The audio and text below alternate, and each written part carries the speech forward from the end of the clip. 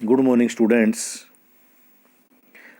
12th art का जो हमारा लेसन है समकालीन दक्षिण एशिया, उसमें हम पहुंच गए थे श्रीलंका में जातीय संघर्ष।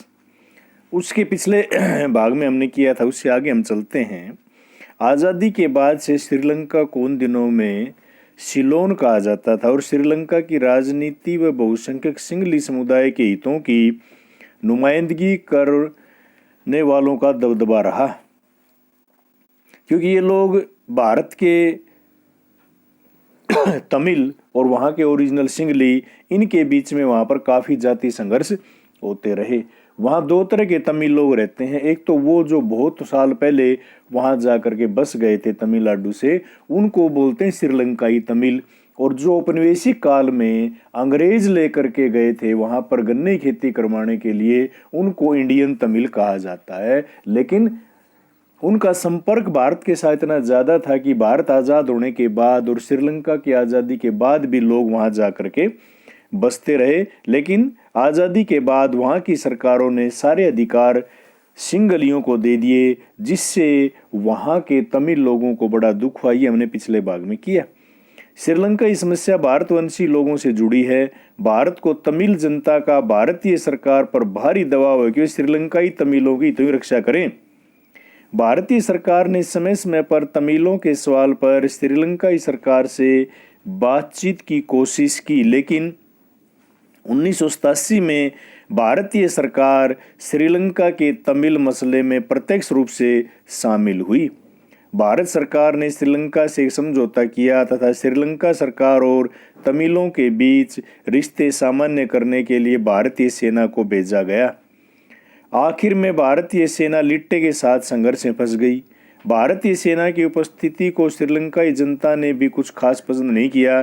श्रीलंकाई जनता ने समझा कि भारत श्रीलंका के अंदरूनी मामलों में दखलंदाजी कर रहा है और 1989 में भारत ने अपनी शांति सेना लक्ष्य हासिल किए बिना ही वापस बुला ली, क्योंकि जो तमिल लोग थे वो तो भारत से वैसे ही नाराज हो गए, और क्योंकि वही तो संघर्ष कर रहे थे। और उन्हीं तमिल लिट्टे यानी जो वहाँ का लिबरेशन टाइगर तमिल इलम जो संगठन था, जो तमिलों की लड़ाई लड़ रहा था, वो भारत सरकार से नाराज हो गया और तमिलनाडु के अंदर भी भारत सरकार के विरुद्ध में आवाज़ उठने लगी, क्योंकि उन लोगों का तमिलनाडु से गहरा संबंध था। उनके रिश्तेदार, उनके भाईचारा, उनके परिवार के लोग तमिलनाडु में थे और वहाँ वो कोई भी दुर्घटना घटती थी, आतंकवादी हमले करके सरकार के ऊपर आक्रमण जो होते थे, सरकारी संस्थाओं पर आक्रमण होते थे, वो लोग भाग करके तमिलनाडु में छिप जाते थे।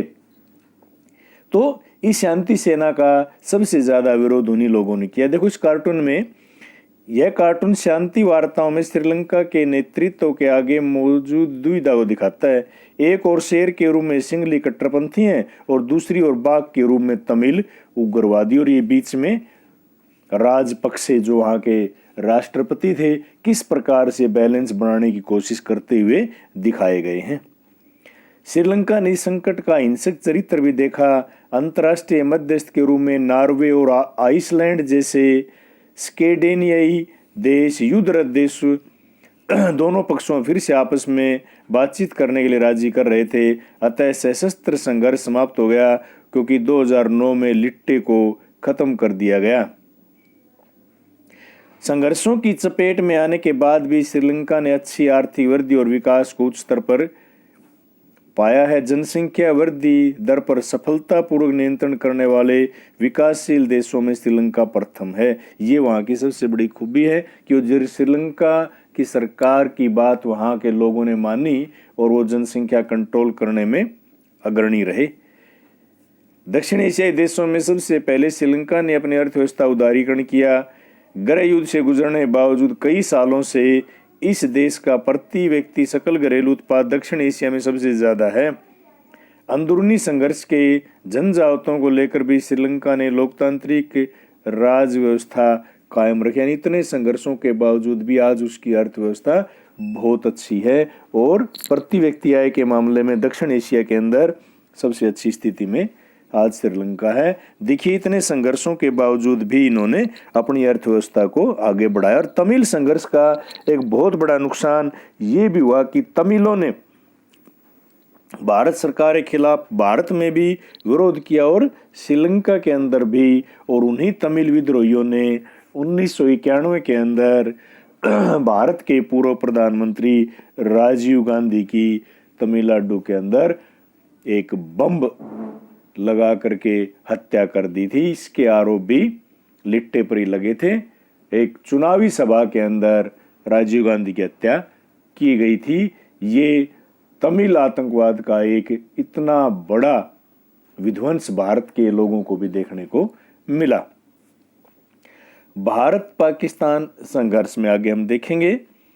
आइए अब हम घरेलू राजनीति के दायरे से निकलें और इस क्षेत्र के अंतर्राष्ट्रीय संबंधों के दायरों पर नजर डालें। शीत युद्ध की समाप्ति का यह अर्थ नहीं है कि इस इलाके में भी संघर्ष और समाप्त हो गए हैं। हम आंतरिक लोकतंत्र या जातीय संघर्ष के मसलों पर टकरावों को देख चुके हैं, लेकिन कुछ महत्वपूर्ण संघर्ष अंतर्राष्ट्रीय प्रकृति के भी हैं। दक्षिणी एशिया में भारत की स्थिति केंद्रीय है और इसी वजह से अधिकांश संघर्षों का रिश्ता भारत से रहता है। भारत और पाकिस्तान के बीच 1947-48 तथा 65 के युद्ध में इस मसले का समाधान नहीं हुआ। 1948 के युद्ध के फलस्वरूप कश्मीर के दो हिस्से हो गए। एक हिस्सा पाकिस्तान अधिकृत कश्मीर कहलाया, जबकि दूसरा हिस्सा भारत का जम्मू कश्मीर प्रांत, जो आज भी 1948 में कश्मीर पर जो हमला पाकिस्तान के कबायली लोगों ने किया था, उस कश्मीर को हम बोलते हैं POK, पाक ऑक्युपाइड कश्मीर। और पूर्वी भाग को जिस पर चाइना ने कब्जा कर रखा है, वो 1962 की लड़ाई में। तो बचा हुआ जो हमारे पास है उसको हम जम्मू और कश्मीर कहते हैं। ये देखिए, इसमें कार्टून दिखाया गया भारत पाक रिश्ते, बंकरों की भूल भलैया से कुर्सी मेजों की भूल भलैया तक। यानी कितने ही संघर्षों के बावजूद ही भारत और पाकिस्तान के बीच में बातचीत भी होती रही है, व्यापार भी होता रहा है, संघर्ष भी चलते रहे हैं। इसमें आप इन दोनों व्यक्तियों को पहचान सकते हैं। ये भारत के पूर्व प्रधानमंत्री डॉक्टर मनमोहन सिंह और पाकिस्तान के पूर्व सैनिक शासक जनरल परवेज मुशर्रफ को इसके अंदर दिखाया गया है।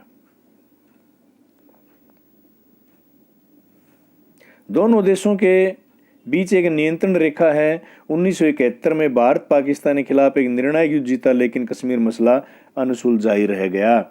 1971 की लड़ाई के अंदर पाकिस्तान की बुरी तरह हार हुई थी और उस हार में 90,000 सैनिकों ने सरेंडर कर दिया था। और वो ऐसी स्थिति थी कि उसमें हम पाकिस्तान से किसी भी प्रकार का कोई भी समझौता करवा सकते थे।